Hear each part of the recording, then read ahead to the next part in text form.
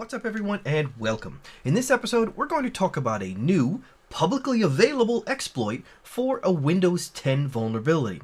This vulnerability allows privilege escalation on the Windows machine, and the exploit allows a local authenticated user to gain admin privileges to do any number of malicious acts like attacking others on your network or elsewhere, and even installing ransomware on your device. Let's see what else we can learn to protect ourselves and others from this story. Oh, drat these computers. They're so naughty and so complex. I could pinch them. Security teams might have skipped January's Patch Tuesday after reports of it breaking servers, but Patch Tuesday also included a patch for a privilege escalation bug in Windows 10 that leaves unpatched systems open to malicious actors looking for administrative access. It's a bug that now has a proof of concept exploit available in the wild. The exploit was released by Gil Dabah, founder and CEO of Privacy Piiano, who tweeted that he decided not to report the bug 2 years ago after finding it difficult to get paid on other bug bounties through the Microsoft program. So he's been holding on to this exploit for 2 years. A local authenticated attacker could gain elevated local system or administrative privileges through a vulnerability in win32k.sys driver, Microsoft explained in its advisory, part of January's Patch Tuesday updates.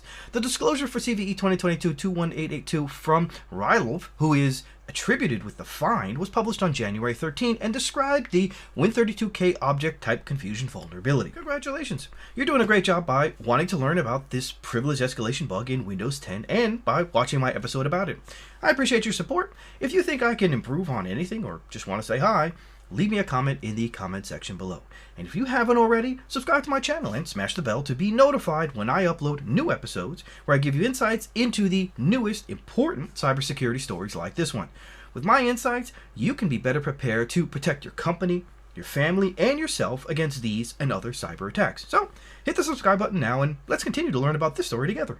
With this vulnerability, the attacker can call the relevant GUI API at the user mode, right, the local user level, to make the call that's going to go to the operating system's kernel look something like XXX menu window proc or XXX SB win proc or XXX switch win proc, etc., according to the disclosure by Rylov. Now, these kernel functions will trigger a callback XX client allocation window class extra bytes. So you're making a call to the kernel responds. Now, the attacker can intercept this response or this callback through hook XXX client alloc window class extra bytes in kernel callback table, and they can use the NT user console control method to set the console window flag of the tag win object, which will modify the window type. Now, the bug was being exploited by sophisticated groups as a zero-day issue, according to Microsoft. January's Patch Tuesday was plagued by Windows Server update issues that could have understandably made internal security teams pause before downloading the patches, but a proof of concept is now available for the bug, putting exploitation in reach of cybercriminals of all levels of expertise. So not just this sophisticated group, but now entry-level script kiddies can use it. Investing in the program, meaning Microsoft making more funds available for bug bounties, was the primary recommendation in Rylov's technical analysis to Microsoft. He noted how to kill the bug class, improve the kernel zero-day bounty, let more security researchers participate in the bounty program, and help the system be more perfect overall. It should be noted that Microsoft has been willing to throw additional funding at bug bounty programs for other high-profile products, including last spring's announcement the company would pay up to $30,000 for bugs found in their team's software. While it's not normally reported on patched vulnerabilities, many administrators chose to skip the January 2022 updates due to the significant number of critical bugs introduced by the January 2022 updates, including reboots, L2TP VPN problems, inaccessible REFS volumes, and Hyper-V issues. The installation of these updates may have been paused or put on hold until this is fixed. This means that their devices remain unprotected and vulnerable to an exploit that has historically been used in cyber attacks by apt hacking groups. The computing giant did not immediately return a request for comment. So what can we learn? Well, that's just Windows? I think there are some key learnings here for us, as well as for Microsoft.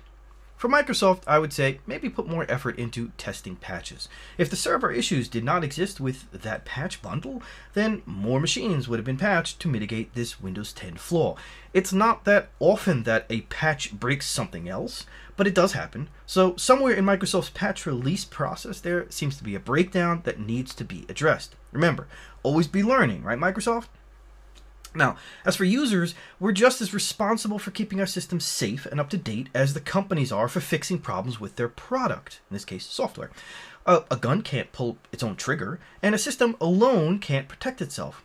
The operating system is one thing, but what about all the other software you installed on top of it? Or what about all those websites you visit that pop up this or that and the other thing and you just click it away or accept it?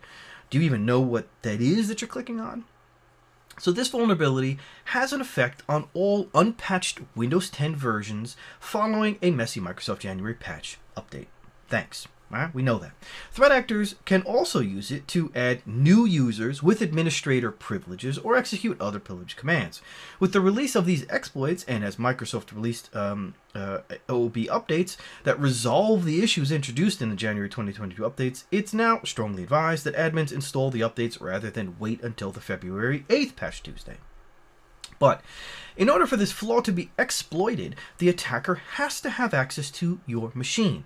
So it's a local authenticated attacker. So either someone's sitting in front of your machine using some no admin account you set up for them, or someone has managed to gain remote access to your machine via some other means, usually through malware installed on your machine via an email attachment, or visiting some weird hacked website, or with pop-ups that ask you to accept something or enter in your verification information. You click on it and it installs malware onto your system. So we do have a responsibility to keep our systems up to date, whether through patches or through more adept usage of the internet in order to prevent malware from getting onto our system and being able to exploit this vulnerability in the first place. With that, I say thanks again for watching. Don't forget to share and subscribe if you haven't already, and smash the bell if you haven't already, and I'll see you on the next episode. Take care. Don't forget to ride. Farewell.